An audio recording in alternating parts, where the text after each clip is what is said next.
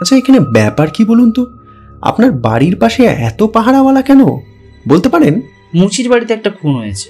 আমি চমকিত হয়ে জিজ্ঞাসা করলাম, হ্যাঁ, খুন? কে করলো? কখন হলো? নিশ্চয়ই কাল রাত্রে কাণ্ড হয়েছে। আমি ভেবেছিলাম আগে আত্মহত্যা করেছে, কিন্তু পুলিশের লোক অন্য কথা বলে। তারা বলছে কোনো লোক ওকে খুন করে এরকম ঝুলিয়ে রেখে গেছে। রে, এই হত্যাকারী ধরা পড়েছে? আগে না, এখনো ধরা পড়েনি।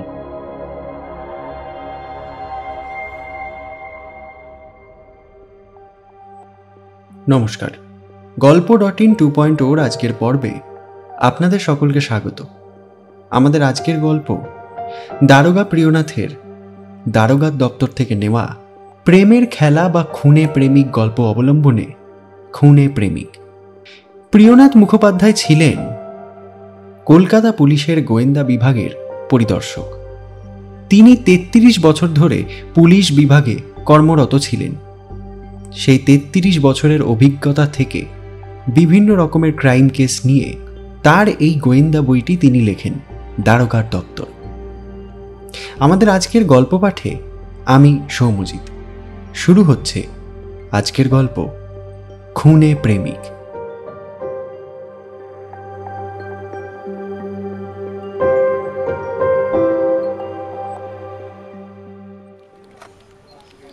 বেলা 9টার পর সাহেবের পত্র পেলাম। পাঠ করে দেখলাম ঠঠনের কোনো মুচির বাড়িতে খুন হয়েছে। আমাকে তারই অনুসন্ধান করতে হবে। পত্রপাঠ শেষ করে পায়ে হেঁটে গন্তব্যস্থানের দিকে যাত্রা শুরু করলাম। যখন আমি পথে বেরোলাম তখন বেলা প্রায় 10টা। উভয় ফুটপাত দিয়ে কেরানি এবং বই হাতে বালকের দল হাসতে হাসতে কতই গল্পগুজব করতে করতে যাচ্ছিল। পথের মধ্য দিয়ে ঘোড়ার গাড়ি বড় বড় কেরানি এবং উকিল বাবুদের নিয়ে ক্রমাগত ঊর্ধ্বশ্বাসে ছুটছে। পথ পার্শ্বস্থ বই এবং স্টেশনারির দোকানগুলো বালক বৃন্দে পূর্ণ হয়েছে। আমি অতি কষ্টে সেই জনতা ভেদ করে রামমুচির বাড়ি অন্বেষণ করতে করতে অগ্রসর হতে লাগলাম। রামের বাড়ি খুঁজে নিতে আমাকে অধিক কষ্ট পেতে হলো না। রাম একজন প্রসিদ্ধ দোকানদার। প্রায় 10 বছর সে ঠঠনের ভিতর একখানা চটি জুতোর দোকান করে বেশ সুখ্যাতির সঙ্গেই কাজ করছিল। পাড়া প্রতিবেশীগণের মধ্যে সকলেই রামকে চেনে। রামের বাড়িখানি খোলার। জমিদারির কাছ থেকে জমি খাজনা নিয়ে রাম নিজের টাকায় সেই খোলার ঘরখানা প্রস্তুত করে সুখে স্বচ্ছন্দে বাস করছিল। হঠাৎ তার বাড়িতে এই নতুন বিপদ উপস্থিত। বাড়ির ভেতর প্রবেশ করে দেখলাম 3খানা ঘর। তারই একখানা ঘরে একজন কনস্টেবল আমায় নিয়ে গেল। ঘরখানার অবস্থা অত্যন্ত শোচনীয়। ভিতরে কোনো আসবাব নেই বললেও অত্যুক্তি হয় না। একখানা ভাঙা তক্তাপোষের ওপর কতগুলো ছিন্ন কাঁথা এবং একখানা মাদুর। ঘরের একপাশে একটা কাঠের পিলসুজের ওপর একটা মাটির প্রদীপ, একটা ভাঙা ঘটি ও একখানা ছোট থালা এবং বাঁশের আলনা ছাড়া সে ঘরে আর কিছুই ছিল না। ঘরের আড়কাঠ থেকে একগোছা মোটা দড়ি ঝুলছিল এবং তারই এক প্রান্ত রামার বড় স্ত্রীর গলার সঙ্গে আটকানো ছিল। বাইরে থেকে দেখলেই মনে হয় সেই চাপেই সে প্রাণ ত্যাগ করেছে। স্থানীয় থানা থেকে একজন জমাদার এবং কয়েকজন কনস্টেবল সেখানে এসেছিল বটে, কিন্তু তারা সাহস করে সেই লাশ স্পর্শ করতে পারেনি। আমি আগে গলার সেই দড়িটি কেটে ফেললাম, পরে সেই মৃতদেহ পরীক্ষা করতে লাগলাম। একজন কনস্টেবলকে তখনই একজন ডাক্তারের কাছে সেই সংবাদ দিতে পাঠিয়ে দিলাম। বলে দিলাম তাকে যেন সে সঙ্গে করেই নিয়ে আসে। লাশটি পরীক্ষা করে দেখলাম প্রায় 10 ঘন্টা আগে তার মৃত্যু হয়েছে, কিন্তু বাহ্যিক অবস্থা দেখে বোধ হলো না যে সে গলায় চাপ পড়ায় প্রাণত্যাগ করেছে। তখন কাউকে কোনো কথা না বলে ঘরের চারিদিকটা একবার ভালো করে অনুসন্ধান করলাম। পরে রামকে ডেকে জিজ্ঞাসা করলাম, কখন তুমি এ ব্যাপারে জানতে পেরেছ? রামের বয়স প্রায় 40 বছর। তাকে দেখতে ঘোর কৃষ্ণবর্ণ, শীর্ণ এবং খর্বাকৃতি। তার মুখশ্রী নিতান্ত মন্দ নয়, কিন্তু তার সম্মুখের দুটি দাঁত প্রায় বাইরেই বেরিয়ে থাকে বলে তাকে সচরাচর অতি কদাকার দেখায়। রামচন্দ্র আমার সামনে দাঁড়িয়ে হাত জোড় করল, পরে অতি বিনীতভাবে বলল, হুজুর, আজ সকালে বাড়িতে এসে কাণ্ড দেখি। কাল বাড়িতে ছিলাম না। অতি ভোরে আমি আমার ছোট স্ত্রীকে নিয়ে বেলঘরের 55 তলায় গিয়েছিলাম। সমস্ত দিন সেখানে থেকে ভোর রাত্রে সেখান থেকে রওনা হই। বেলা প্রায় 8টার সময় বাড়িতে উপস্থিত হই। তোমার কি দুটো বিয়ে? আগে হ্যাঁ, যে গলায় দড়ি দিয়েছে সেই আমার বড় স্ত্রী কালী। গলায় দড়ি দেওয়ার কারণ কি জানো তুমি? আগে না হুজুর, আমি তার কিছুই জানি না। এর আগে কোনোদিন কি তোমাদের মধ্যে কোনো বিবাদ হয়েছিল? আগে না। তোমার দুই স্ত্রীর সদ্ভাব কেমন ছিল? সদ্ভাব তো বেশ। আচ্ছা, কখনো কলহ হয়েছিল? হ্যাঁ, প্রায় মাসখানেক পূর্বে। ও, তারপর? তারপর আবার মিল হয়েছিল। আচ্ছা, কাল ভোরে কোথায় গিয়েছিলে তোমরা? আগে বেলঘরে। কেন? বেলঘরে 55 নামে এক ঠাকুর আছেন। বন্দার স্ত্রী লোকেরা সেখানে গিয়ে ওই দেবতার নিকট পুত্র কামনা করে থাকে। আমার ছোট স্ত্রীর পুত্র হওয়ার বয়স হলেও এখনো কোনো সন্তানের মুখ দেখেনি। এই জন্য তারই অনুরোধে আমি কাল তাকে নিয়ে সেখানে গিয়েছিলাম। তোমার বড় স্ত্রী তোমাদের সঙ্গে যেতে ইচ্ছে করেনি? তার একটু পুত্র আছে। সে প্রথমে আমাদের সাথে যেতে চায়নি, কিন্তু পরে যাওয়ার জন্য বড় ব্যস্ত হয়েছিল। আমি অনেক বুঝিয়েছিলাম, কিন্তু কিছুতেই তাকে বারণ করতে পারিনি। তাহলে তোমার পুত্রটি কোথায় ছিল? সে আমাদের সঙ্গেই গিয়েছিল। তোমার বড় স্ত্রী বিশ্বাস করে তাকে যে ছেড়ে দিয়েছিল?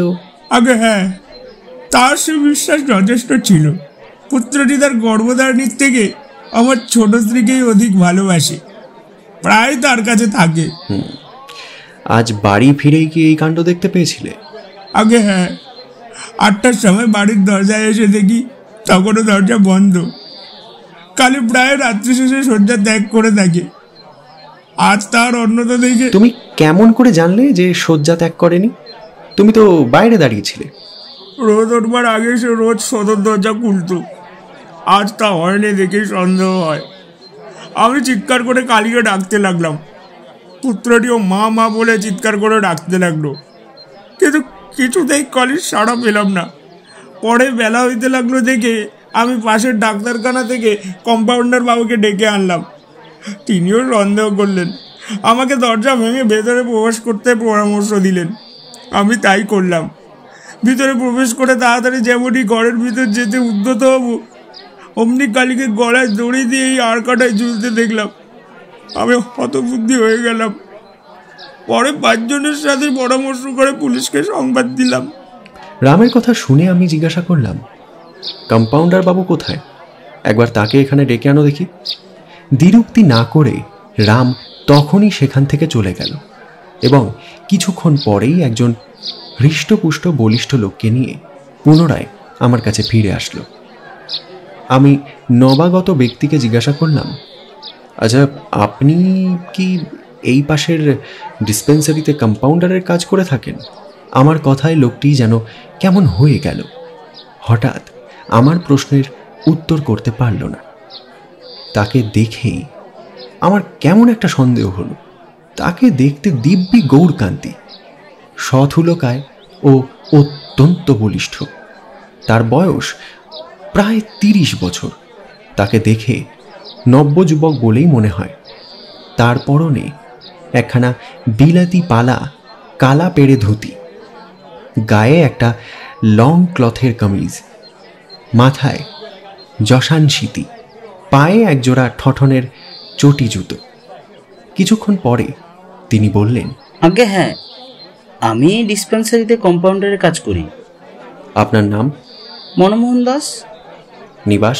এই ডিসপেন্সারিতে আজকাল বাস করছি। আচ্ছা, কতদিন এখানে কাজ করছেন? আগে 3 বছর। তার আগে কোথায় বাস করতেন? ছিলাম বাসায়, আমার মাসির বাড়িতে। আপনি এই ব্যাপারে কিছু জানেন?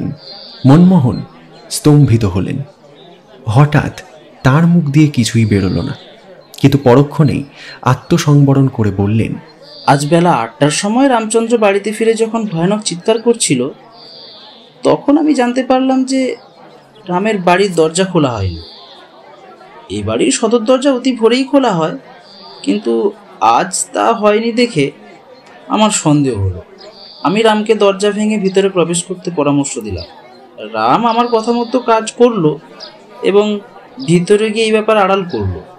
আমরা তখনই ওকে পুলিশে সংবাদ দিতে পাঠিয়ে দিলাম। সঙ্গে সঙ্গে এই জমাদার এই সকল কনস্টেবল এখানে এসে উপস্থিত হলো।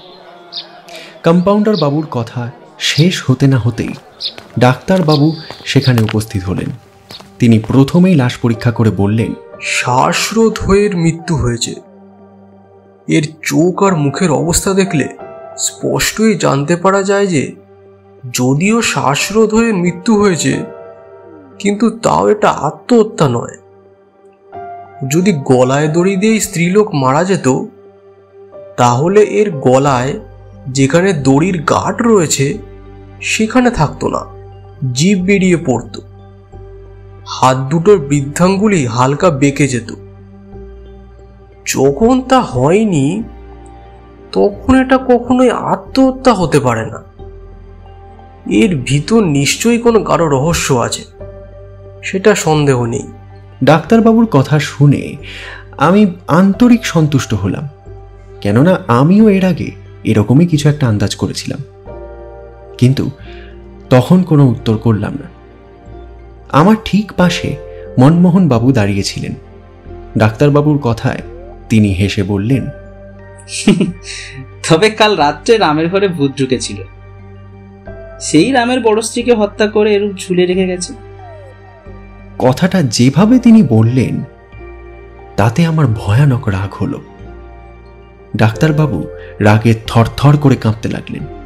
কিছুক্ষণ পরে কিন্তু শান্ত হয়ে বললেন, দেখুন, আমি আপনাকে কোনো কথাই বলিনি এবং আপনার কাছে উত্তর পাবার আশাও রাখি না।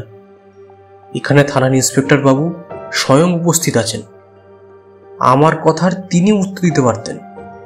এই বলে তিনি মনমোহনের দিকে চাইলেন। পরে আবার জিজ্ঞাসা করলেন, আপনার নাম কি, বাড়ি বা কোথায়? মনমোহন আন্তরিক ভীত হলেন, কিন্তু মৌখিক সাহস দেখিয়ে বললেন, আমার নাম মনমোহন, এই পাশের ডিসপেন্সারিতে কম্পাউন্ডারে কাজ করি। এই স্ত্রীলোকের সঙ্গে কি আপনার কোনো সম্পর্ক আছে? আগে না, আমি কায়স্থ, রামচন্দ্র মুচি। তবে আপনি উপযাচক হয়ে কথা বললেন কেন? মনমোহন ছাড়ার পাত্র নন। তিনি গম্ভীরভাবে উত্তর করলেন, আপনাদের কথা অতি আশ্চর্য বোধ হল, সেই জন্যই হঠাৎ মুখ দিয়ে ওই কথা বেরিয়ে গেছে। যদি কোনো অপরাধ হয়ে থাকে ক্ষমা করবেন। ডাক্তারবাবু আর কোনো কথা বললেন না দেখে আমিও চুপ করে রইলাম। আরও কিছুক্ষণ পরে ডাক্তারবাবু সেখান থেকে চলে গেলেন। আমি তখনই সেই ঘর থেকে অন্যান্য লোকদের বের করে দিয়ে তন্ন তন্ন করে ঘরটা পরীক্ষা করলাম। চারিদিক দেখার পর একখানা রুমাল আমার দৃষ্টিগোচর হলো। রুমালখানি দেখে কেমন যেন সন্দেহ হলো। সেটা তুলে নিলাম। হাতে তুলে নেওয়া মাত্র একটা আড়কের গন্ধ পেলাম। সেটা শুঁকে দেখলাম ওটা থেকে ক্লোরোফর্মের গন্ধ বের হচ্ছে। আমি আশ্চর্য হলাম। রুমালখানি দেখে মূল্যবান বলেই মনে হলো। যার ঘরে সামান্য একখানা বড় থালা নেই, দিনান্তে যার আহার জোটে না, সে সেই দামি রুমাল কোথায় পেল? সে যাই হোক, রুমালখানা পকেটে রেখে আমি সেই ঘরের মেঝেটা ভালো করে পরীক্ষা করলাম। মেঝের সমস্ত চিহ্নগুলো পরিদর্শন করলাম। পরে ঘরের বাইরে এসে রামচন্দ্রকে একটা নিভৃত স্থানে নিয়ে গেলাম এবং জিজ্ঞাসা করলাম, আচ্ছা, তোমার বড় স্ত্রীর চরিত্র কেমন ছিল? রামচন্দ্র আমার কথায় একটু আশ্চর্য হলো। সে কিছুক্ষণ কোনো উত্তর না করে আমার মুখের দিকে চেয়ে রইল। পরে অতি ধীরে ধীরে বলল, আগে আমি যতদূর জানি তাতে তার চরিত্র খুব ভালো বলেই বোধ হয়। তাহলে তুমি আবার বিয়ে করলে কেন? কালী বড়ই মুখরা, সে সবসময় আমার সাথে ঝগড়া করতো। এক একদিন এমন কথা বলতো যে আমি বাড়িতে খেতে পারতাম না। অবশেষে একদিন রাগ করে বাড়ি থেকে চলে যাই। 1 মাস পরে বিয়ে করে আবার বাড়িতে ফিরে আসি। তার আগে তোমার পুত্র হয়েছিল? আগে হ্যাঁ, আমি যখন দ্বিতীয়বার বিয়ে করি তখন আমার পুত্রের বয়স 1 বছর মাত্র। আচ্ছা, এই বাড়িতে কি অন্য কোনো পুরুষ মানুষ এসে থাকে? আগে না। আমি আর কোনো কথা জিজ্ঞাসা করলাম না। একজন কনস্টেবলকে একখানা গাড়ি ভাড়া করে আনতে বললাম। গাড়ি আনা হলে সেই মৃতদেহ হাসপাতালে পাঠিয়ে দিলাম। আমিও থানায় ফিরলাম। থানায় ফিরে এসে কিছুক্ষণ নির্জনে বসে চিন্তা করলাম, কে এই কাণ্ড করল? কালী যদি সত্যি সত্যি আত্মহত্যা করত তবে তার ঘরের দরজা নিশ্চয়ই ভিতর থেকে বন্ধ থাকত। তার আকৃতিরও তো যথেষ্ট পরিবর্তন হতো। যে রুমালখানা সেই ঘর থেকে পেয়েছিলাম তাতে ক্লোরোফর্মের গন্ধ পেয়ে আমি স্পষ্ট বুঝতে পারছি যে অন্য কোনো একজন লোক সেই রুমালের সাহায্যে কালীকে অজ্ঞান করেছিল। পরে তার গলা টিপে হোক কিংবা গলায় ফাঁস দিয়েই হোক হত্যা করেছে। অজ্ঞান অবস্থায় ছিল বলে সে ছটপট করেনি, তার চোখ মুখও সেরকম বিকৃত হয়নি। এই প্রকার চিন্তা করে স্থির করলাম, কালী আত্মহত্যা করেনি, তাকে কোনো লোক হত্যাই করেছে। কে এমন কাজ করল? কালীর স্বামীর মুখে শুনেছি তার চরিত্র দোষ ছিল না, না থাকবারই কথা। যাদের চরিত্রে কোনো দোষ থাকে, যে রমণী কুলোটা, সে স্বামীর সঙ্গে বিবাদ করে না, স্বামীকে সে কখনো রাগায় না। যতক্ষণ স্বামীর কাছে থাকে সে ততক্ষণই তার তোষামত করে। পাছে বিবাদ হয়, পাছে তার স্বামীর মনে কোনো প্রকারের সন্দেহ হয়, সেই ভয়ে সে সদাই সশঙ্কিত থাকে। কখনো স্বামীর সম্মুখে অবাধ্যতাচরণ করে না। কিন্তু কালী যখন তার স্বামীর সঙ্গে প্রায় কলহ করত, তাহলে সে কখনোই কুলোটা নয়। আর যদি তাই হয় তবে সেই ঘরে রুমাল আসলো কোথা থেকে? রুমালখানা যদি সাধারণ হতো তাহলেও কোনো কথা ছিল না, কিন্তু এটার দাম কম করে 4 আনার কম তো নয়। যারা উদারান্নের সংস্থান করতে পারে না, যারা সব দিন ভালোভাবে পেট ভরে খেতেও পারে না, তারা এরকম রুমাল পেল কোথা থেকে? নিশ্চয়ই গত রাতে কোনো লোক ফেলে গিয়েছে, আর সেই লোকই যে হত্যাকারী সে বিষয়ে কোনো সন্দেহ নেই। কিন্তু কেমন করে তাকে গ্রেপ্তার করব, কেমন করে তার সন্ধান পাব, আর কোন সূত্র ধরেই যে কাজ আরম্ভ করব, তার কিছুই স্থির করে উঠতে পারলাম না। আরও কিছুক্ষণ এরকম চিন্তা করলাম। পরে মনে হলো, রুমাল খানিতে যদি রজকের কোনো চিহ্ন থাকে তাহলে সহজেই হত্যাকারী সন্ধান পাওয়া যেতে পারে। এরকম উপায়ে অনেকবার সফল হয়েছি ভেবে আমি সত্তর পকেট থেকে রুমালখানা বাইরে বের করে ফেললাম। পরে ভালো করে চারিদিক পরীক্ষা করলাম, কিন্তু কোনো দাগ দেখতে পেলাম না। রুমালখানি যে একবারও রজগৃহে প্রেরিত হয়নি তা বুঝতে পারলাম। সুতরাং এর দ্বারা কোনো উপকারই হলো না। রামচন্দ্রের সেই ঘরের মেঝে দেখে মনে হলো গত রাতে 3 জন লোক ওই ঘরের ভেতর ছিল। আমি বিশেষ লক্ষ্য করে 3 জনের পায়ের দাগ দেখেছিলাম। রামচন্দ্রের মুখে শুনলাম সে বাড়িতে ছিল না, তার পুত্র এবং ছোট স্ত্রী তার সঙ্গে গিয়েছিল। কালী একাই বাড়িতে ছিল। নিশ্চয়ই সে তার অবকাশ সময় ঘরের ভেতরেই ছিল। ঘরের ভেতর কেবল তার পায়ের দাগই থাকা উচিত। আর 2 জনের পায়ের চিহ্ন সেখানে কেমন করে আসলো? যে সকল লোক সেদিন ঘরের ভেতর গিয়েছিল তারা দরজার কাছেই ছিল, বেশি দূরে যায়নি। যে যে স্থানে অপর দাগগুলি দেখা গিয়েছিল তারা কেউ তত দূর যায়নি। সে দাগগুলি যে তাদের পায়ে নয় তা নিশ্চয়, তবে দাগগুলি সেদিনের না হয়ে অপর কোনো দিনের হতে পারে। হয়তো তারপর থেকেই ঘরের সে স্থানে আর কেউ যায়নি, সেজন্য দাগগুলি এখনো রয়েছে। এটা স্থির করে আমি তখনই রামকে ডেকে আনার জন্য কনস্টেবল পাঠিয়ে দিলাম। কনস্টেবল প্রস্থান করলে হঠাৎ সেই কম্পাউন্ডারের কথা আমার মনে পড়ল। তার বেশভূষা এবং কথাবার্তায় ভদ্র বলে মনে হলো বটে, কিন্তু আকৃতি যেন ডাকাতের মতো। তাকে হঠাৎ দেখলেই ভয় হয়ে থাকে।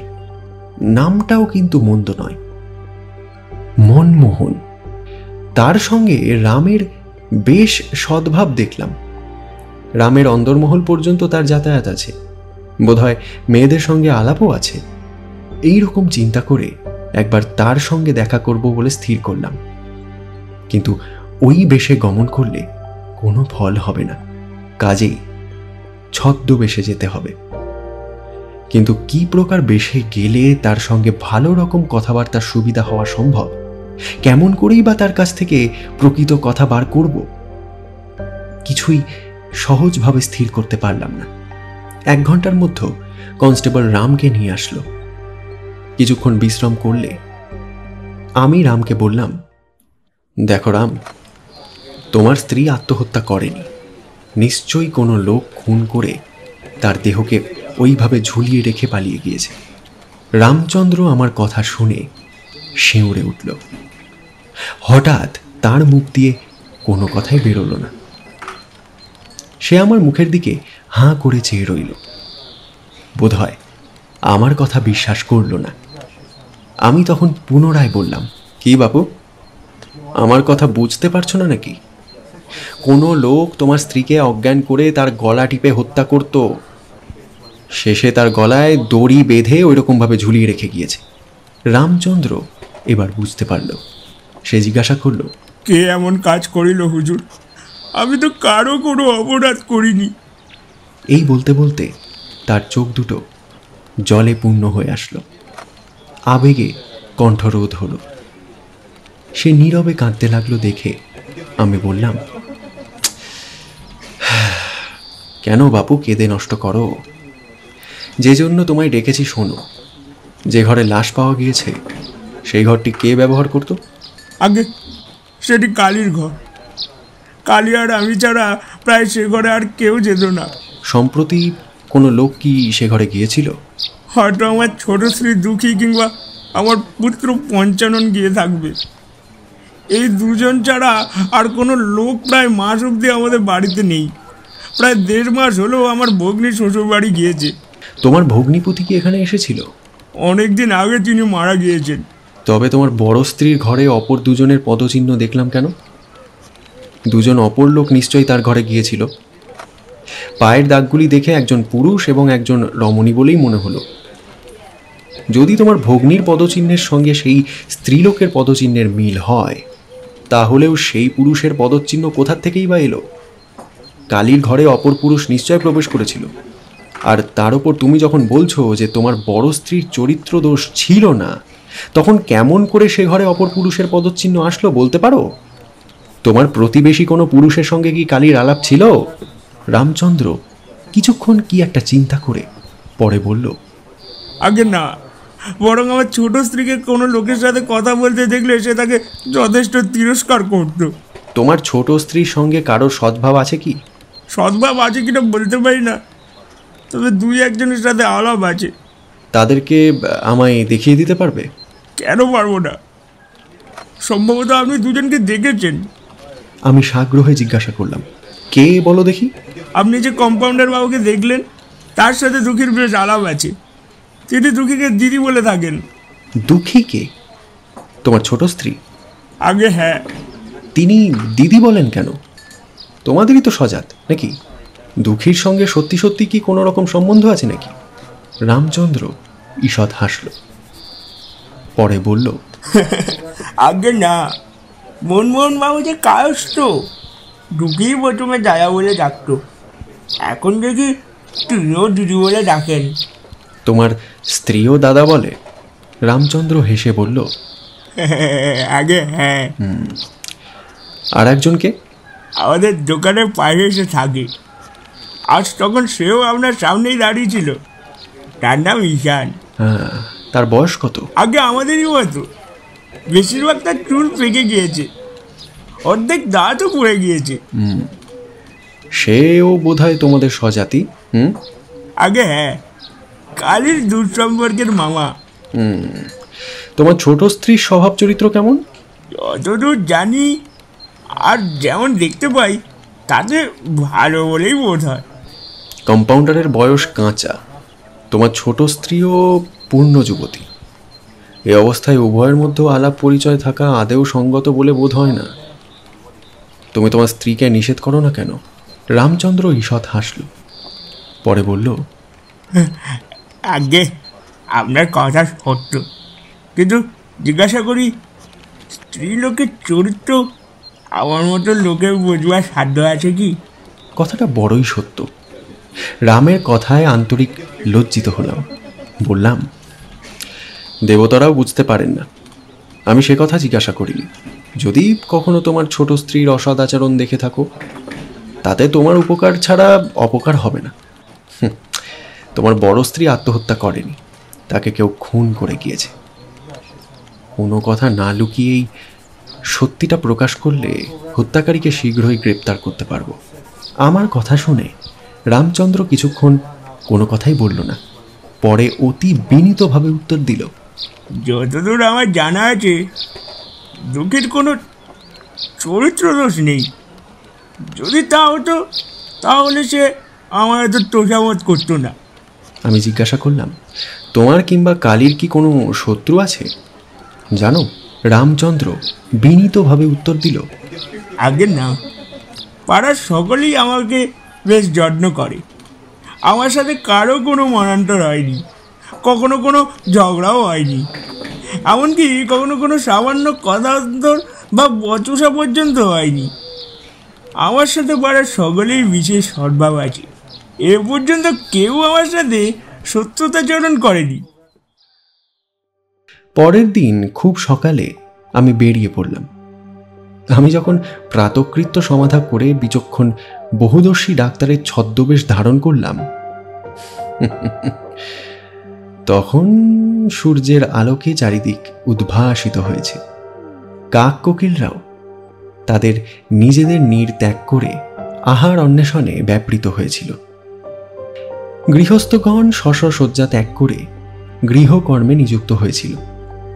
অনেক ভেবেচিন্তে অবশেষে ডাক্তারের বেশেই কম্পাউন্ডার বাবুর সঙ্গে সাক্ষাৎ করব বলে স্থির করলাম। কিন্তু লোকাচার, আকার প্রকার এবং ভাবভঙ্গি দেখে সশস্ত্র হয়ে যেতেই বাধ্য হলাম। একটা দোনলা পিস্তল এবং একখানা ছোরা সঙ্গে নিলাম, কিন্তু এমনভাবে রাখলাম যাতে কম্পাউন্ডার বাবু কোনোভাবে সন্দেহ করতে না পারে। আমার এক বন্ধু বড় ডাক্তার, তার কাছ থেকে গোটা কতক ডাক্তারি মন্ত্র এনেই সঙ্গে রেখেছিলাম। কোচম্যানকে রীতিমতো শিক্ষা দিয়ে আমি গাড়িতে উঠলাম। সে ঘোড়ার গাড়ি চালনা করল। গাড়িখানা যেমনি সেই ডিসপেন্সারির সামনে গিয়ে পৌঁছালো, অমনি ওর একটা ঘোড়া টলে পড়ল। সঙ্গে সঙ্গে গাড়িখানাও হেলে পড়ল। আমিও কোচম্যান লাফ দিয়ে নিচে অবতরণ করে গাড়িখানা ধরে ফেললাম। ওটা আর পড়ে গেল না বটে, কিন্তু সামনের একখানা চাকার চতুর্পার্শ্বস্থ লৌহ নির্মিত বেড়খানি খুলে গেল। তার ঘোড়াগুলোকে গাড়ি সমেত এক জায়গায় বেঁধে কোচম্যান একজন মিস্ত্রি ডেকে আনতে ছুটল। আমি সেখানে দাঁড়িয়ে রইলাম। গাড়িখানির ওরকম অবস্থা হওয়ায় সেই স্থানে অনেক লোকের জনতা হয়েছিল।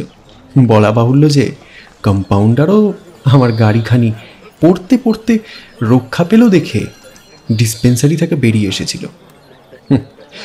কোচম্যান মিস্ত্রি আনতে চলে গেলে অন্যান্য লোকেরাও নিজের নিজের কাজে চলে গেল। কম্পাউন্ডার বাবু আমাকে দাঁড়িয়ে থাকতে দেখে দয়া করে ভেতরে ডাকলেন। আমিও সহিসের হাতে গাড়ির ভার দিয়ে তার ডিসপেন্সারিতে প্রবেশ করলাম। দেখতে যাই হোক, কম্পাউন্ডারের আচরণ সেদিন অতি সুন্দর। ভেতরে যাওয়া মাত্রই তিনি অত্যন্ত ব্যস্তভাবে একখানা চেয়ার এনে আমাকে বসতে দিলেন। আমি সেখানে বসে পড়লে তিনি একখানা ছোট ডিশে করে আমার কাছে দুটো চুরুট ও দেশলাই এনে অতি বিনীতভাবে বললেন, এই নিন, চুরুট গ্রহণ করুন। মহাশয়কেও ডাক্তার বলে মনে হচ্ছে। যদিও আমি চুরুটের ভক্ত নই, তাও কম্পাউন্ডার বাবুর মান রক্ষার জন্য সেই ডিশ থেকে একখানা নিয়ে মুখে দিলাম। এবং দেশলাইয়ের সাহায্যে ধরিয়ে টানতে লাগলাম। তিনিও একটা নিয়ে ধরালেন এবং আমার সামনে একখানা চেয়ার এনে তাতে বসে পড়লেন। কিছুক্ষণ কোনো কথাই হলো না। পরে আমি প্রশ্ন করলাম, আজব, আপনি জানেন কাছে কোথাও মিস্ত্রি পাওয়া যেতে পারে? কম্পাউন্ডার বাবু বাহ্যিক বেশ সরল। তিনি হেসে বললেন, আমরা সামান্য লোক, গাড়ি ঘোড়ার কথাই নেই। কোথায় ঘোড়া গাড়ি মেরামত হয় জিজ্ঞাসা করলে বলতে পারি। আপনার প্রশ্নের উত্তর করতে পারলাম না। আমিও হাসলাম। হাসতে হাসতে বললাম, আচ্ছা, এখানে কোনো বড় আস্তাবল নেই? কম্পাউন্ডার কিছুক্ষণ ভেবে উত্তর করলেন, আপনি যথার্থ অনুমান করেছেন। আপনার কোচম্যান ওই কথাই বলে গেল। জমিরুদ্দি সর্দারের আস্তাবল, সেখানে গাড়ি মেরামত হয় বটে, আমার মনে ছিল না। সে আস্তাবল এখান থেকে কত দূর? 1 ঘন্টার মধ্যে গাড়িখানি মেরামত হওয়ার সম্ভাবনা আছে কি? যদি তা না হয় তাহলে আমাকে একখানা ভাড়াটিয়া গাড়ি করে যেতে হবে। কোথাও ডাক আছে নাকি? হ্যাঁ, আগে হ্যাঁ, একখানা ফোড়া অস্ত্র করতে হবে আর কি। কোথায় হয়েছে? এই বড় খারাপ স্থানেই হয়েছে ফোড়াটা, হিপ জয়েন্টের ওপর। ব্যাপার গুরুতর। আগে হ্যাঁ, ফোড়ার মুখ হয়েছে? কই না, ওরকম জায়গায় ফোড়া হলে প্রায় খুব একটা মুখ হয় না। ওই সকল ফোড়া অস্ত্র করা নিতান্ত সহজ নয়। বাধা দিয়ে কম্পাউন্ডার বাবু বলে উঠলেন, সহজ? ও কথা মুখে মানবেন না। ওপরে বলে বলুক, যারা জানে না তারা বলতে পারে, কিন্তু আমি বা আপনি ওরকম কথা মুখে আনতে পারি না। আমাদের বাবু একবার একটা ফোড়া অস্ত্র করতে গিয়ে একটা শিরা কেটে ফেলেছিলেন। শেষে হারিস সাহেব এসে তবে রোগীকে বাঁচান। আমি মনে মনে হাসলাম। ভাবলাম, ওষুধ ধরেছি, এইবার কাজের কথা বলতে আরম্ভ করা যাক। এই চিন্তা করে জিজ্ঞাসা করলাম, আচ্ছা, আপনার নাম কি? আপনার সঙ্গে আলাপ করে বড় সন্তুষ্ট হলাম।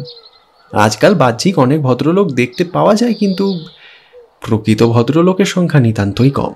তোষামত করলে দেবতারাও বশীভূত হন। আর কম্পাউন্ডার বাবু তো মানুষ।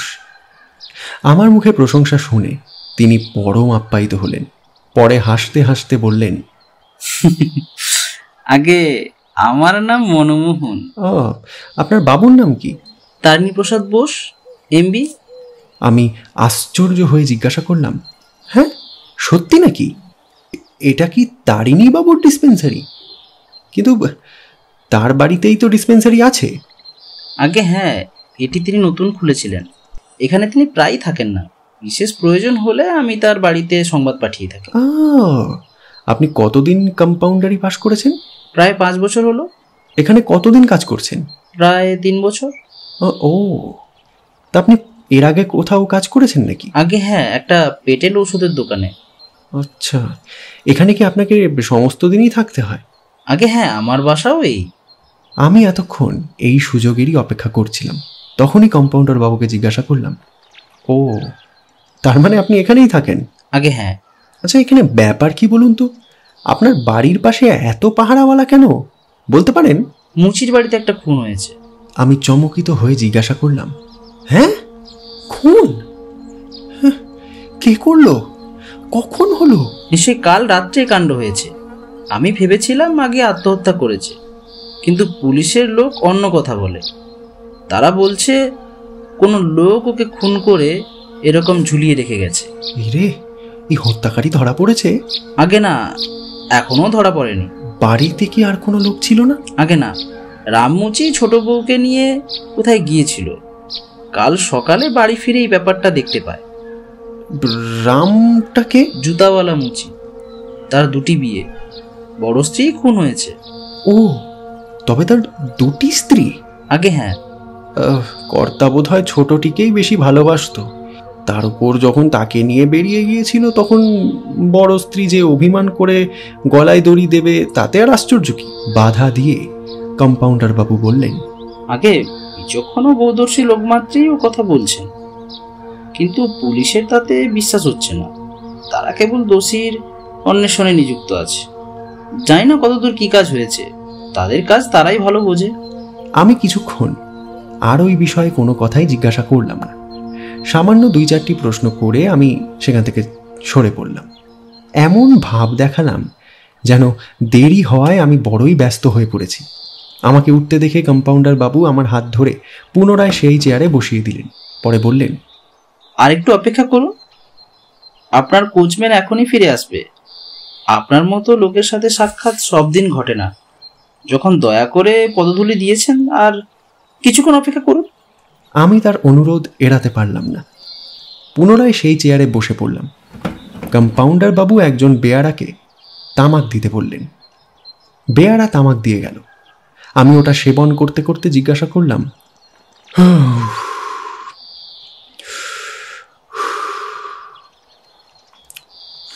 আচ্ছা, আপনি তাহলে প্রত্যেক দিনই 200 দিনের কোলাহল শুনতে পেতেন?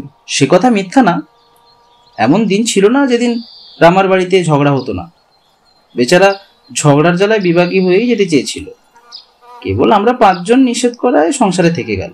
আমি কৌতূহলী হয়ে জিজ্ঞাসা করলাম, কিন্তু এত কি কলহ হতো? এই ঝগড়ার কারণই বা কি? অতি তুচ্ছ কারণে ঝগড়া বাঁধত। আপনার কিছু মনে আছে কি কারণে শেষবার ঝগড়া হয়েছিল? আগে হ্যাঁ, মনে আছে। হ্যাঁ, কি বলুন দেখি। প্রায় 8 দিন হলো।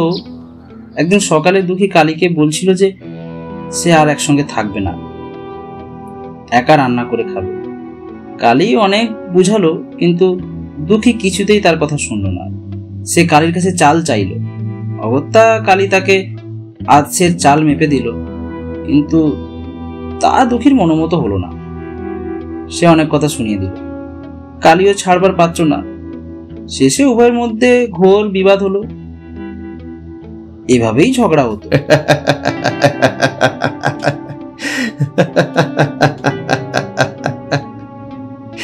দোষ কার?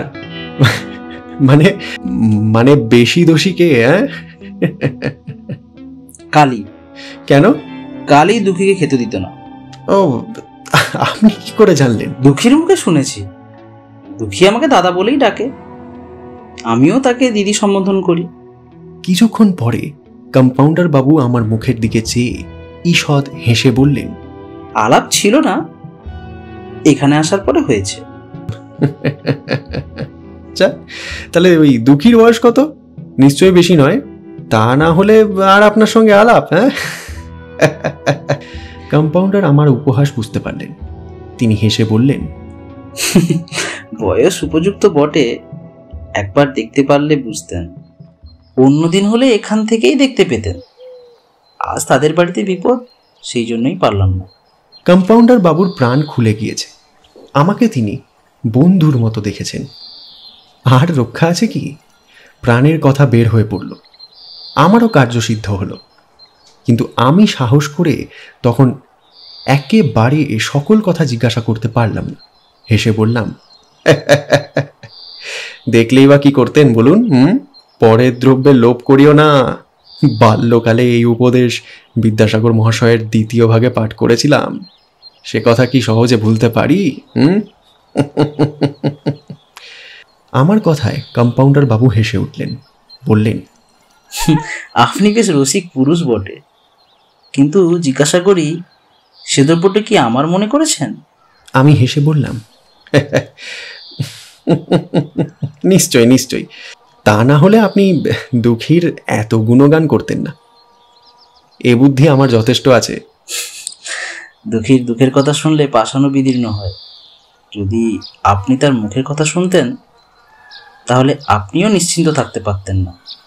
আমি কম্পাউন্ডারের মনোভাব বুঝতে পারলাম, কিন্তু একটু আশ্চর্য হয়ে জিজ্ঞাসা করলাম, হ্যাঁ, দুঃখীর আবার এত দুঃখ কিসের?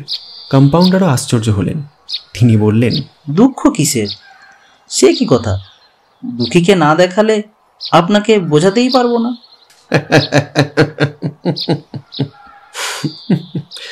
সে আমার অদৃষ্টে নেই। দুঃখীকে দেখা সামান্য সৌভাগ্যের কথা নয়, কিন্তু তার দুঃখ কিসের তা বললে কি আর বুঝতে পারবো না? হ্যাঁ, দুঃখীর বয়স 17 বছরের বেশি বলে বোধহয় মনে হয় না। রামচন্দ্র বোধহয় 60 বছরের বেশি হয়েছে। এই অবস্থায় কেমন করে উভয়ের মিল হতে পারে? তাতেই বা ক্ষতি বৃদ্ধি কি? আপনার মতো বিচক্ষণ ব্যক্তিকে কি আর সকল কথা প্রকাশ করে বলতে হয়? যখন স্বামী স্ত্রীর বয়সের এত প্রভেদ, তখন উভয়ের মধ্যে মিল হওয়া সম্পূর্ণ অসম্ভব। সেই জন্যই বুঝি আপনি তার সেই অভাব পূরণ করেছেন, হ্যাঁ?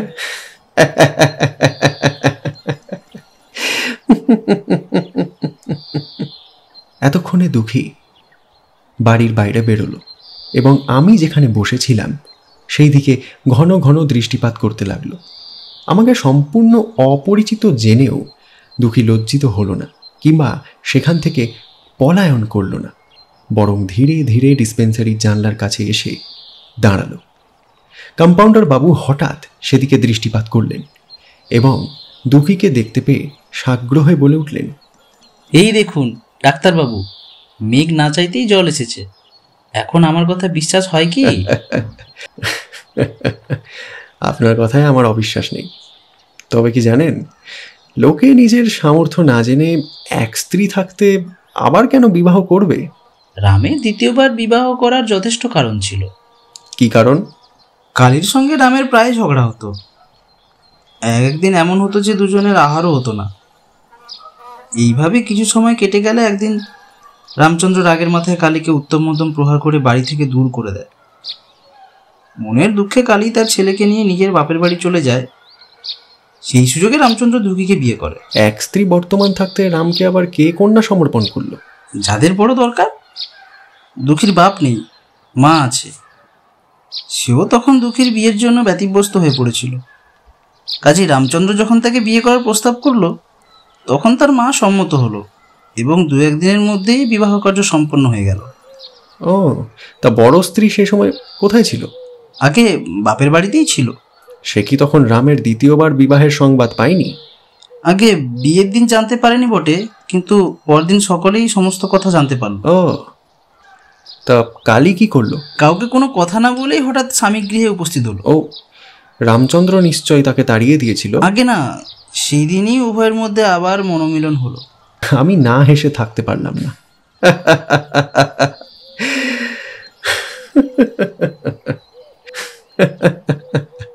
যদি তাই করার ইচ্ছে ছিল, যদি কালীকে পুনরায় ঘরে এনেই সংসার করার কামনা ছিল, তবে তবে দুঃখীকে বিবাহ করার কোনো প্রয়োজন ছিল কি? হ্যাঁ, রাম জানতো যে দুঃখী তাকে কোনোরূপ উৎপীড়ন করবে না, মোটা ভাত মোটা কাপড়ে সন্তুষ্ট থাকবে। কিন্তু 15 দিন মাত্র তার সাথে ঘর করার পর রাম নিজের ভুল বুঝতে পারল। সে দেখল সকল স্ত্রীলোকই সমান। কালীর সাথে যেমন প্রায়ই ঝগড়া হতো, দুঃখীর সাথেও সেই প্রকার বিবাদ চলতে লাগলো। রামচন্দ্র আবার উৎপীড়িত হলো। এমন সময় কালী এ বাড়িতে আসলো। কাজেই রাম দুই স্ত্রীকে প্রতিপালন করতে বাধ্য হলো।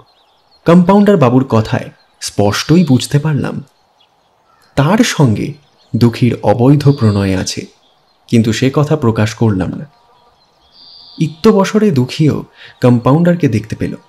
সে ধীরে ধীরে ডিসপেন্সারির মধ্যে প্রবেশ করে কতগুলো পান কম্পাউন্ডারের কাছে দিয়ে হাসতে হাসতে পালিয়ে গেল। কম্পাউন্ডার বাবু সযত্নে পানগুলো কুড়িয়ে নিয়ে আমাকে দেখালেন এবং তার থেকে একটা পান নিয়ে আমাকে দিতে আসলেন। আমি সে পান গ্রহণ করলাম না। হাসতে হাসতে বললাম, ও সকল পান আপনার জন্যই সাজা হয়েছে। আমি ওর একটা খেলে দুঃখীর মনোপুত হবে না। বিশেষত আমি অধিক পান খাই না। আহারের পর একটি করেই খেয়ে থাকি। কম্পাউন্ডার বাবু আর কোনো কথা বললেন না। আমিও আর দুঃখীর কথা তুললাম না। কিছুক্ষণ অন্যান্য কথাবার্তার পর জিজ্ঞাসা করলাম, দুঃখীর অবস্থা তো বুঝলাম, এখন কালীর কিরকম বলুন তো? তার চরিত্র কেমন? ততোধিক। ও, দুঃখীর চেয়েও জঘন্য? দুঃখীর তো একজন, যে একজনেই সন্তুষ্ট আছে, কিন্তু কালীর তা নয়। কালী 3-4 জন আলাপি লোক আছে। না না না না, আপনি উপহাস করছেন। একে কালীর বয়স অধিক, যৌবনের দুর্দমনীয় আকাঙ্ক্ষা অনেক নিবৃত হয়েছে। তার উপর তার গর্ভে এক সন্তান জন্মেছে। সন্তানের লালন পালন করবে নাকি নিজের সুখের চিন্তা করবে? আপনি দুশ্চরিত্রা রমণীর আচরণ দেখেননি? বোধহয় সেই জন্যই ও কথা বলছেন। পুত্রকে ঘুম পাড়িয়ে হোক কিংবা তাকে অন্য উপায়ে শান্ত করিয়ে হোক, কালী দিনের মধ্যে 2-3 বার বাড়ি থেকে বের হতো এবং একাই পাশাপাশি বাড়িতে প্রবেশ করত। ও, তবে কালীরও এ পাড়ায় বেশ সুনাম আছে। আগে না, এইটাই আশ্চর্য। আমি যতদূর জানি তাতে দুঃখীর চেয়ে কালীকেই বেশি খারাপ মনে করি, কিন্তু পাড়ার লোকে দুঃখীর নিন্দা করে এবং কালীর যথেষ্ট সুখ্যাতি করে। ও, এর কারণ কিছু বুঝতে পেরেছেন? খানিকটা। পাড়ার অনেকেরই দুঃখীর উপর লোভ পড়েছে। দুঃখী কিন্তু তাদের দিকে দৃপাতও করে না। বোধহয় সেই জন্যই তারা রাগ করে দুঃখী নিন্দা করে। এত সুখ থাকতে কালী আত্মহত্যা করে কেন? কম্পাউন্ডার আবার যেন শিউরে উঠলেন, কিন্তু তখনই আত্মসংবরণ করে বললেন, যখন পুলিশের বড় বড় কর্মচারী তাকে আত্মহত্যা বলছেন না, তখন আমরাই বা বলি কি করে? কালী আত্মহত্যা করেনি, কোনো লোক তাকে হত্যা করেছে। কি আশ্চর্য! কে এমন কাজ করলো? কালীর কে এমন শত্রু ছিল? আপনি কিছু জানেন না? আগে না, কারোর সঙ্গে তার কথান্তর হতে শুনিনি। তবে কে তাকে খুন করতে আসলো? কোন কোন লোকের সঙ্গে কালীর সদ্ভাব ছিল বলতে পারেন? বেশ পারি। এই বলে কম্পাউন্ডার বাবু একখানা কাগজে কি একটা লিখলেন, পরে সেই কাগজখানা আমার হাতে দিলেন। আমি পাঠ করে দেখলাম তিনি তাতে 4 জন লোকের নাম এবং তাদের বাড়ির ঠিকানা লিখে দিয়েছেন। কাগজখানা পকেটে রেখে বললাম, আপনি যে 4 জনের নাম দিয়েছেন তাদের মধ্যে কোনো লোক হয়তো এই হত্যাকাণ্ডের সংবাদ দিতে পারবে, তাই না? কম্পাউন্ডার বাবু আমার কথায় সায় দিলেন না, তিনি গম্ভীর ভাব ধারণ করলেন। আমি বুঝতে পারলাম সেই নাম লেখা কাগজখানি পকেটে রেখেছি বলে হয়তো তিনি আমার উপর সন্দেহ করেছেন।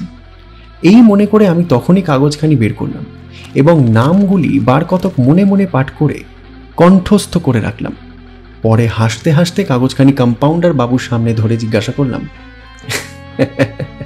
আচ্ছা, এই 4 জনের মধ্যে কার সঙ্গে কালীর অধিক সদ্ভাব ছিল? যার নাম সকলের উপরে লেখা আছে সেই সকলের প্রিয়। আমি হেসে উঠলাম এবং অগ্রাহ্যভাবে সেই কাগজখানি কম্পাউন্ডার বাবুকে ফেরত দিলাম। তিনিও আশ্বস্ত হলেন এবং তখনই গ্রহণ করে ছিঁড়ে ফেললেন। আমিও যে পূর্বেই উক্ত কাগজে লিখিত সকলের নাম এবং ধাম কণ্ঠস্থ করে রেখেছিলাম তা তিনি বুঝতে পারলেন না। কিছুক্ষণ পরে আমি হাসতে হাসতে জিজ্ঞাসা করলাম, আচ্ছা, রামের 2 স্ত্রীর মধ্যে আপনি কাকে সুন্দরী বলেন? আমার মতে বড়ই সুন্দরী, তবে তার বয়স কিছু বেশি। আমি শশব ব্যস্তে সে কথায় সায় দিলাম, বললাম, ও, আপনি ঠিক কথাই বলেছেন। উভয়ের মধ্যে আমিও কালীকেই সুন্দরী বলে জানি। নিজে দেখিনি বটে, কিন্তু পাড়ার লোকেরা কালীর বিষয়ে যা বলছিল তাই শুনেছি। বাধা দিয়ে কম্পাউন্ডার বাবু বলে উঠলেন, কি করবো বলুন? সেজন্য এখন আর আফসোস করব কেন? চেষ্টা করেছিলাম, কৃতকার্য হয়নি। এখন যাকে পেয়েছি তাকে নিয়েই সন্তুষ্ট থাকি। এই বলে তিনি হাসতে লাগলেন। সেই সময় আমার কোচম্যান ফিরে আসলো। মেরামতের কথা জিজ্ঞাসা করলে সে বলল কার্যসিদ্ধ হয়েছে এবং আমাকে তখনই সেখান থেকে উঠতে অনুরোধ করল। আমি সেখান থেকে চলে যাচ্ছি দেখে কম্পাউন্ডার বাবু বাহ্যিক দুঃখিত হলেন। তিনি আমাকে আরও কিছুক্ষণ সেখানে এসে গল্প করার জন্য অনুরোধ করলেন, কিন্তু আমি তাতে সম্মত না হয়ে বললাম, আপনার সঙ্গে আলাপ করে বড়ই সন্তুষ্ট হলাম, শীঘ্রই আবার আমাদের দেখা হবে। ডিসপেন্সারি থেকে বের হয়ে আমি পুনরায় ঘোড়ার গাড়িতে উঠলাম এবং কিছু দূর গিয়ে পুনরায় গাড়ি থেকে নেমে পড়লাম। পরে ধীরে ধীরে সেই কাগজে লিখিত প্রথম ব্যক্তির বাড়িতে গিয়ে উপস্থিত হলাম। লোকটির নাম হরিদাস, জাতিতে কায়স্থ। কোনো সরকারি অফিসে তিনি কাজ করেন। বলা বাহুল্য, আমি সেই ছদ্মবেশেই তার সঙ্গে সাক্ষাৎ করেছিলাম, সুতরাং তিনিও আমায় পুলিশের লোক বলে চিনতে পারলেন না। কিছুক্ষণ 2-1 বাজে কথা বলে আমি জিজ্ঞাসা করলাম, আচ্ছা, আপনার পাড়ায় আজকে কিসের গোল? হরিদাস বাবু উত্তর করলেন, মসজিদের বড় বউকে কে নাকি খুন করে গিয়েছে। পুলিশ তার অন্বেষণ করছে বটে, কিন্তু এখনো আসামিকে গ্রেপ্তার করতে পারেনি। আমি যেন ভয়ানক কৌতূহলী হলাম এবং জিজ্ঞাসা করলাম, হ্যাঁ, স্ত্রীলোক খুন হয়েছে? তার চরিত্র কেমন ছিল? যতদূর জানি তাতে কালীকে সচরিত্রা বলেই তো মনে করি। দুঃখীর চরিত্র দোষ আছে বটে, কিন্তু কালীর নেই। কালী? কালীকে? কালী মুচিদের বড় বউ, সেই খুন হয়েছে। দুঃখী ছোট, সে জীবিত আছে। দুঃখীর চরিত্র ভালো নয়, কেমন করে জানলেন? সকলেই জানে তার সঙ্গে মনমোহন বাবুর গুপ্ত প্রণয় আছে। ও, তা মনমোহনটা কি? নিকটবর্তী এক ডিসপেন্সারির কম্পাউন্ডার। লোকটা দুঃখীর সর্বনাশ করতে নিশ্চিন্ত ছিল না। ইদানিং তিনি কালীরও পিছু পিছু ঘুরতেন। কালী অনেকবার সে কথা আমাদের কাছে বলেছিল, কিন্তু আমরা পর মানুষ, কেন বৃদ্ধা পরের কথায় থাকব? হরিদাস বাবুকে অতি ভদ্রলোক বলেই মনে হলো। তার কথা আমি অবিশ্বাস করতে পারলাম না। এমনকি তার নামে যে কলঙ্কের কথা শুনেছিলাম তাও তার কাছে প্রকাশ করতে সাহস করলাম না। কিছুক্ষণ চিন্তা করে আমি ব্যাপার বুঝতে পারলাম এবং তখনই থানায় ফিরে গিয়ে ছদ্মবেশ ত্যাগ করলাম। পরে পুলিশের বেশ পরিধান করে কয়েকজন কনস্টেবলকে নিয়ে একেবারে সেই ডিসপেন্সারিতে গিয়ে উপস্থিত হলাম। দেখলাম কম্পাউন্ডার বাবু দুঃখীকে ঘরের ভেতর এনে কত কি গল্প করছেন। আমি বাঁ হাতে ক্ষুদ্র পিস্তলটি নিয়ে কম্পাউন্ডারের দিকে লক্ষ্য করলাম এবং সেভাবেই তাকে গ্রেপ্তার করার জন্য কনস্টেবলদের আদেশ করলাম। আগেই বলেছি, মনমোহন বাবুর শরীরে অসুরের বল ছিল। 4-5 জন কনস্টেবল অতি কষ্টে তাকে গ্রেপ্তার করল। পরে জিজ্ঞাসা করলাম, আমাকে চিনতে পেরেছেন কি মনমোহন বাবু? আমি সেই ডাক্তার।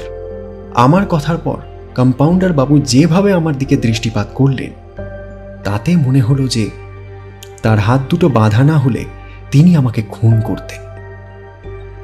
কম্পাউন্ডার বাবু কোনো কথাই বললেন না।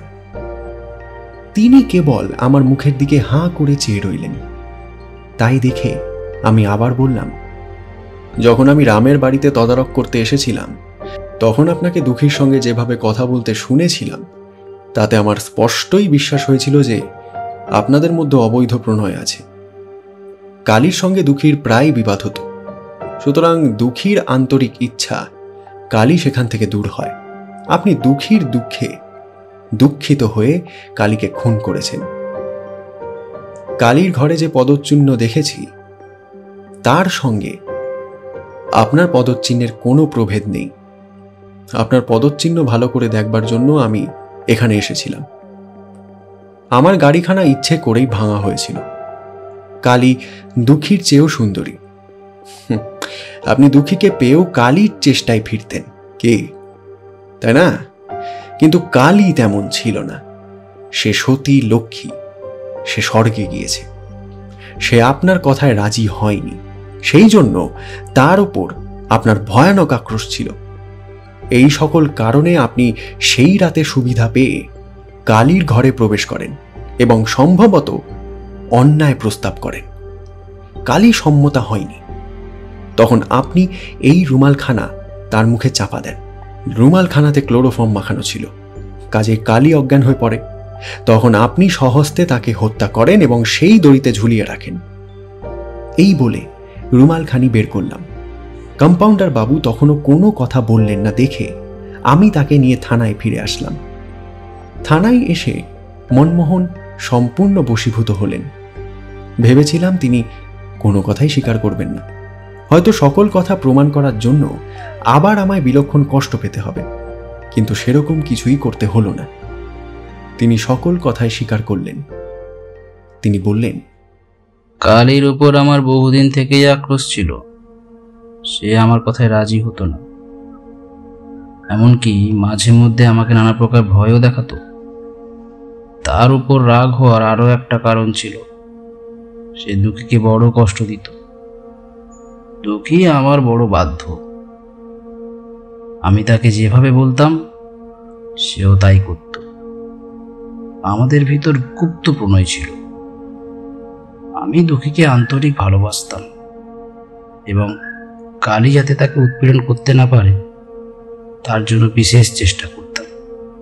কিন্তু যতদিন রাম কাছে ছিল ততদিন আমি কিছুই করতে পারতাম না। আমি দুঃখীর সাথে পরামর্শ করে রামকে বেলঘরে পাঠিয়েছিলাম।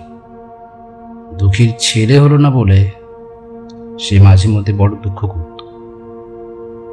আমি শুনেছিলাম বেলঘরের পঞ্চানন নামে এক দেবতা আছে, তার কাছে অনেক রমণী পুত্র কামনা করতে যায়। আমিও দুঃখীকে সেই কথা বললাম। সে রাম কালীর পুত্রকে নিয়ে একদিন ভোরে চলে গেল। সেই রাতে বাড়িতে কেউ না থাকায় আমার বেশ সুবিধে হলো। আমি একটা রুমালে ক্লোরোফর্ম মাখিয়ে কালীর ঘরে প্রবেশ করলাম। কালী গালাগালি দিতে লাগলো। আমি অনেক মিষ্টি কথা বললাম, অনেক লোভ দেখালাম, শেষে অনেক ভয় দেখালাম, কিন্তু কিছুতেই সে সম্মত হলো না।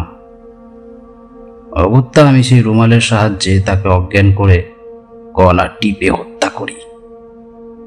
শেষে ওই মৃতদেহের গলায় ফাঁস দিয়ে সেই ঘরের আড় কাঠে ঝুলিয়ে বাড়ি ফিরে আসলাম। মনে করেছিলাম কেউ আমার উপর সন্দেহ করবে না, কিন্তু এখন দেখছি সেটা ভুল। পুলিশের অসাধ্য কার্য নেই। যথাসময়ে বিচার হয়ে গেল। বিচারে মনমোহনের ফাঁসি সাব্যস্ত হল।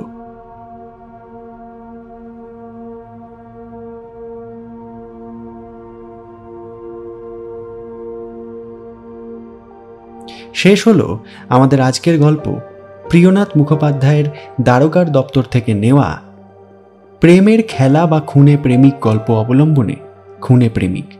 আশা করব আমাদের আজকের গল্পটি আপনাদের ভালো লেগেছে। যদি ভালো লেগে থাকে অবশ্যই আমাদের চ্যানেলটি সাবস্ক্রাইব করবেন এবং আপনাদের প্রতিক্রিয়া কমেন্টের মাধ্যমেও জানাতে ভুলবেন না। প্রতি সপ্তাহের মতো আগামী সপ্তাহেও আপনাদের উদ্দেশ্যে একটি নতুন গল্প নিয়ে হাজির হব। ততক্ষণ শুনতে থাকুন আমাদের বাকি গল্পগুলো। ভালো থাকবেন, সুস্থ থাকবেন। ধন্যবাদ।